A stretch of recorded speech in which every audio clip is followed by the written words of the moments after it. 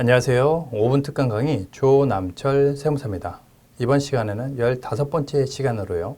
주식회사와 유한회사의 차이점에 대해서 알아보도록 하겠습니다. 우리가 많이 알고 있는 주식회사의 경우에는 94%가 주식회사로 구성이 되어 있고요. 나머지는 유한회사라든지 한명합자회사로 구성이 되어 있습니다. 결국 대부분의 회사 형태가 주식회사로 되어 있는데요. 제가 생각하기에는 주식회사 같은 경우는 공개성을 가지고 있고 투자에 대한 용이성을 가지고 있습니다. 그렇기 때문에 투자를 희망하거나 향후에 기업 공개를 원하는 기업의 경우에 주식회사로 하는 것이 맞지만은 대부분의 중소기업들은 가족 기업의 형태를 띠고 있기 때문에 유한회사 형태를 가진다 하더라도 전혀 회사 운영에 지장이 안 됩니다. 자, 주식회사의 특성을 볼까요? 간접 유한 책임을 가지고요. 그 다음에 지분 양도가 자유롭습니다. 주식을 증여할 수도 있고요. 양도할 수도 있습니다. 그리고 대규모 투자를 하는 데 있어 갖고 조금 더 유한회사보다 편리성을 가지고 있고요.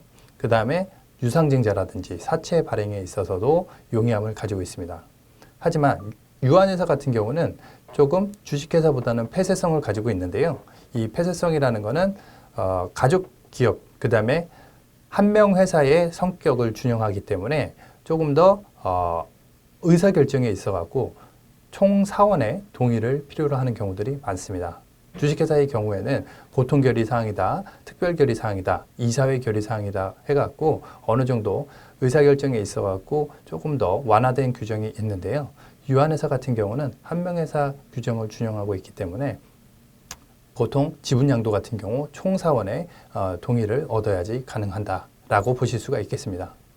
그리고요, 우리가 대부분 접하게 될 자본금 10억 미만의 회사의 경우에는요, 조금 정관이라든지 의사결정에 있어서 좀 간편함을 가질 수가 있는데요. 이것을 상법에서는 소규모 회사에 대한 특례라고 하는데요. 한 5가지 정도 제가 설명을 드리도록 하겠습니다. 첫 번째는 공증입니다. 대부분 정관을 만들게 되면 이거 공증받아야 되는 거 아니냐라고 생각을 하실 수가 있는데요. 받으면 좋습니다. 받으면 공문서로서의 효력을 가지고 그 다음에 비용도 발생되지만은 확실한 증거력을 가지고 있기 때문에 이 부분을 위조한다든지 어떠한 조작이 불가능하다고 보실 수가 있는 부분이 있고요. 하지만은 대부분의 중소기업 같은 경우는 그때그때 편의에 따라서 정관도 고쳐 쓰고 그 다음에 여러 가지 의사결정에 따라서 내부적인 그런 그 정관 내용이 변경될 가능성이 높습니다. 그렇기 때문에 이런 10억 미만의 회사인 경우에는 정관을 공증까지는 안 받아도 되겠다라고 말씀을 드릴 수가 있겠고요. 그 다음에 잔고증명으로 주금 납입 증명서를 대체할 수 있다고 말씀을 드릴 수가 있는데요. 잔고증명이라는 것은 개인 사업자가 만약에 법인 전환을 한다든지 설립을 하는 경우에 개인 사업자 발기인의 잔고증명을 찍게 되면 주금 납입 증명서, 은행에서 발급하는 주금 납입 증명서를 별도로 발급받지 않아도 자본금에 대한 입증이 된다고 보시면 되겠습니다.